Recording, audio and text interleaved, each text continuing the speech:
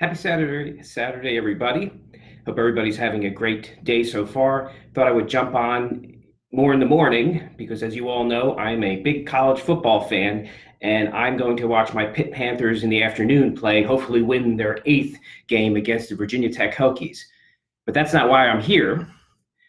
I'm here to talk about burning desire, discipline in action, accountability partner.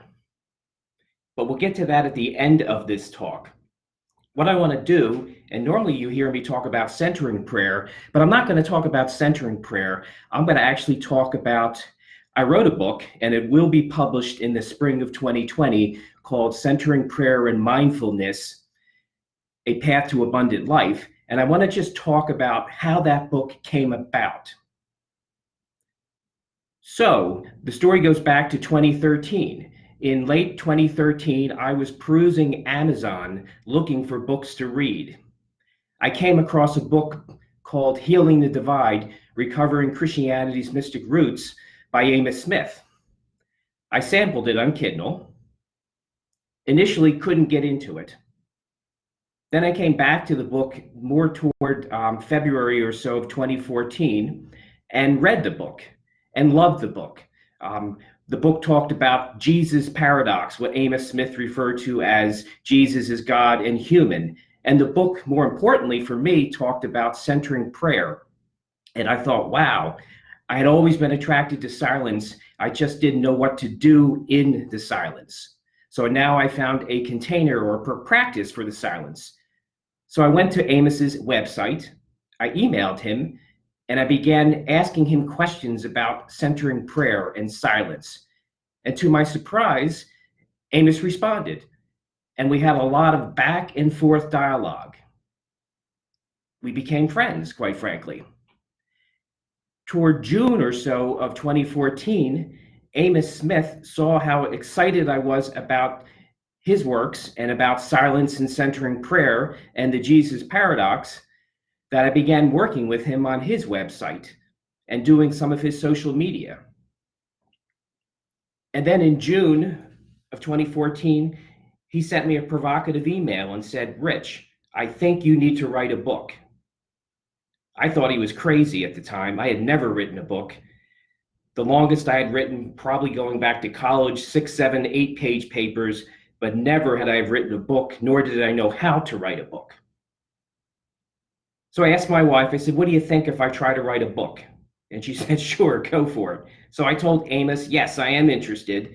So he's really sent me one question, and the question was, he wrote about the Jesus paradox, Jesus being God and human in his book, and he said, "What is that to you?" And just think about it. So I took about a week, and I thought about it, and I incorporated a lot of centering prayer into it, and I came back to him with 12, 13 one-sentence liners and said, "This is what it means." And then Amos said, "Great, you now have the chapters of your book. Begin to write your book." So again, I thought he was crazy. So I decided to pick one of the one-liners and just write one chapter. And that took me about 2 or 3 weeks. And then I sent the chapter to him. And to my surprise, he was thrilled. He thought it was great, and it was very present, and there was a lot in there that he didn't expect to see. So at that point, I thought, well, maybe I can write a book. So then I decided I need to be serious about writing this book. So every Saturday, I got up at about 5:30 a.m. before the family was up. I have a wife and 3 kids.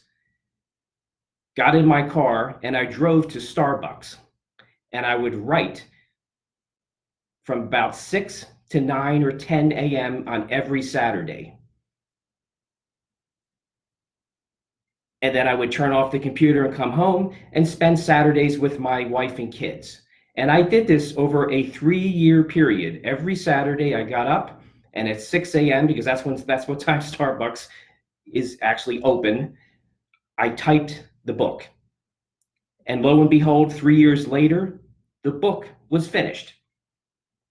So then I gave it, and that was about 175 typed pages that I ended up giving back to Amos, and Amos was going to help edit the book.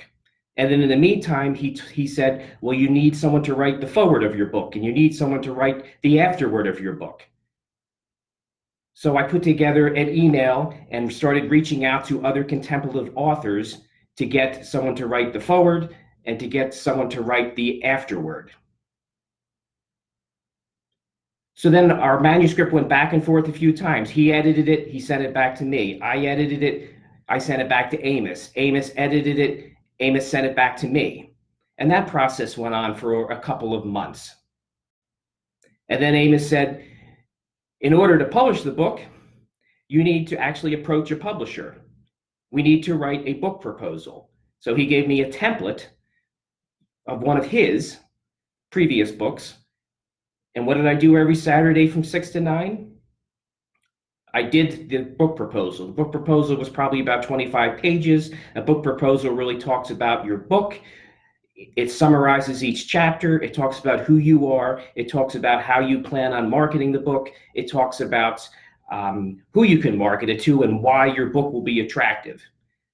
So again, I did that for a period of 3-4 weeks, 6 to 9 on Saturday mornings at Starbucks to finish the book proposal, gave it back to Amos. Amos fine-tuned it, gave it back to me. I kind of went through the edits again, and then I had a book proposal. And then I had to put together what was called a query letter, because often before you approach a publisher, you have to send them a letter attracting their attention, convincing them why they would want to write your book, why they would want to publish your book. So I created that letter, and Amos fine-tuned it, and back and forth those letters went until they were where they needed to be. So here I am, I guess some 4.5 years later, and I actually have a publisher that will publish the book in spring of 2020. So what is my point in talking about all of this? It comes back to what I said at the beginning, those 3 lines I put there: burning desire, discipline and action, accountability partner. I think the only reason why I was able to actually finish this task of writing a 175-page book, writing a book proposal, which was about 25 pages, writing query letters to send to publishers, the only reason I was able to do all of this was, one, I had a burning desire to write this book, and I still have a burning desire to get this book published. Secondly, I had discipline, and I took action on my discipline. Every Saturday from 6 to 9, I got up and I went to Starbucks and I worked on the book. And I did that over a 3-year period. And then I had to do it again as I did the book proposal as well. So I took discipline and action every Saturday from 6 to 9 or 6 to 10 every Saturday, really before the family was doing anything. And then lastly, I had an accountability partner, Amos Smith. Amos was the one that challenged me to write this book. And then Amos was the one that continued to sort of push and nudge me and text me and email me. Where are you? How are you doing? You need to get this thing done. So that's really my point, is that is how I accomplished this book. I had a burning desire to do it. I took the discipline and action needed to finish this 175-page book. And I didn't do it alone. I had an accountability partner. So I'm challenging you as you think about your life and what you want to do. What burning desire do you have? And are you willing to take the discipline and action it takes to do it? And do you want to do it alone, or do you want to have an accountability partner? So I challenge you to take a look at your life, see what it is, and let me know if you need any help. If you need help with a burning desire and you need some help following through on the discipline and action with it, feel free to contact me. I would be glad to help. Thanks for listening, everybody. I see Franco, Annette, Laura, John joined me. Thanks for listening to my story. And again, it was not a centering prayer story, but really it was a story about how I wrote my book. And then I took a step back and thought, well, how did I do this? I did it because I had a burning desire. I did it because I had discipline and took action. And I did it because I had help. I didn't do it alone. I had an accountability partner. So thanks everybody for joining me. And again, I encourage you to push forward on what it is, what dreams or goals do you have burning within you. take the action on them, find an accountability partner. And if you need some help with this, feel free to contact me. I'd be glad to help you.